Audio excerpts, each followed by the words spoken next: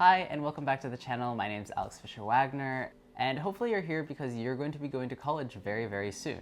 Or you're already in college and you're just curious to know what I thought I wish I had known before I'd gone to college. Yes, that's right. This is that video where I talk about what I wish I had known before I'd gone to college. My cats are being destructive. You know, if you're the first one in your kind of like sibling area, or if you're an only child to go to college, you don't have anyone to really like ask about it.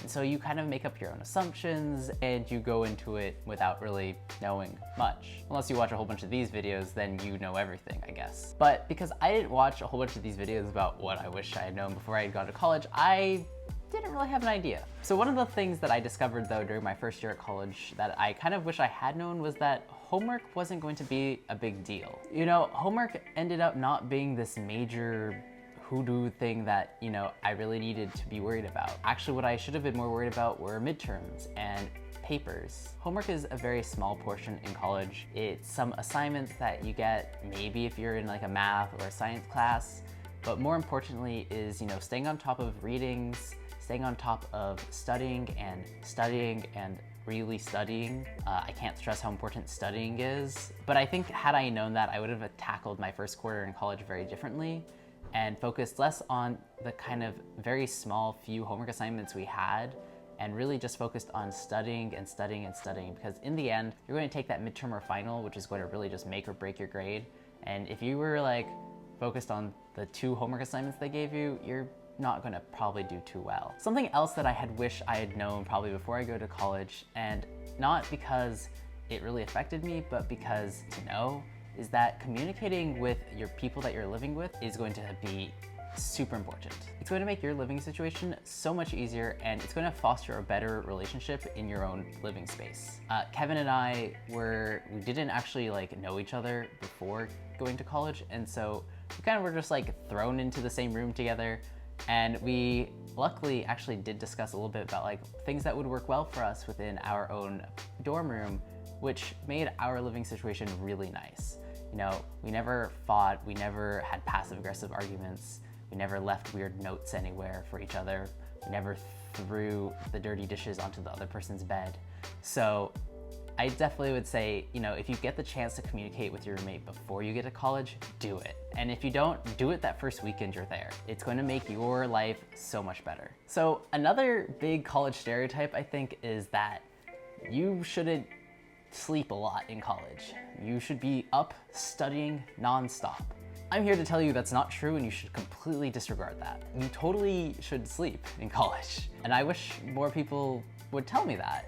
A lot of people are like, oh my God, I got 2 hours of sleep, I'm so dead. Oh, I pulled like 3 all-nighters in a row. Yes, you know, you could do that. But honestly, if you can effectively manage your time, there's no reason you can't get 6 to 8 hours to 10 hours of sleep per night. Maybe during final season, if you really want to cram for something, you stay up a little later because, you know, it's the day before a final, you really want to make sure you get all that information that you feel like you're missing. During the school year, not finals week, I would definitely say, you know, get some sleep. You know, you can easily go to bed by midnight, get up at 7. That's 7 hours of sleep. Again, this is going to be something you have to just do yourself, but there's no reason in college not to get a good amount of sleep. So don't try to follow that stereotype. It's not healthy. So another thing that I definitely was hesitant about and bashing on when I got to college was office hours. I was like, why do I need office hours? Who cares? Slowly dying. Office hours are extremely important, and they're super helpful if you go to them. You know, if you're struggling in a class, or you're struggling on a paper, you're struggling on an assignment or a lab, go talk to your professor or go talk to a TA that has office hours and actually sit with that person one-on-one and get the help you need. I know that you, as a freshman or as someone just like starting college, you might be a little hesitant to go do that. It's scary, maybe, but I would definitely say most of these professors are not going to like be like, oh, you're so stupid. No, they're going to go, hey, that's okay. Let me show you a good way to do this. Or hey, think about this idea this way and see if that helps. So 2 smaller things I wish I had also known before college was, 1, Facebook is your friend in college, but not in the way that most people think probably. Yes, it's like a social media friends poking thing, whatever. But more importantly, there's these pages on there that are going to save your life, more your wallet.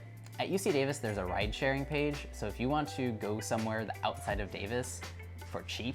You can easily get $10 rides to the Bay Area. You can get $20 to $40 rides all the way to LA by just sharing in a car with someone else. And hey, you're saving the environment. The second big page on there is the free and for sale page, and honestly, you can save so much money on this page. I know my freshman year, I bought pots and pans and like cooking ware for like $2 to $3 to $5, where they would usually cost me $10 to $15 per piece. So I would definitely suggest looking for those pages within your college communities because they're going to save your wallet.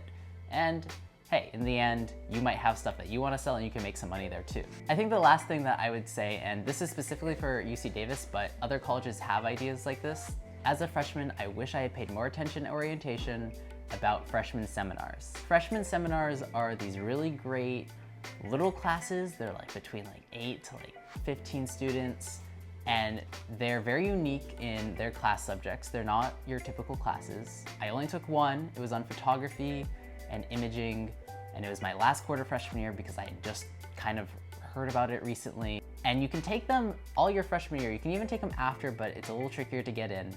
But I would definitely say go take some. They're like worth 1 to 2 units. They meet like once or twice a week. They're really cool. They have really interesting topics. I'm sad that I didn't take more of those, so definitely I'd say go check those out if you're a freshman, and go have fun with it too, because they're not classes to be like bored about. They're classes for you to actually like have fun and learn something different. Those are the things that I kind of wish I had known before my freshman year. I'm sure there's more things that other people have learned and more things that I probably have learned as well.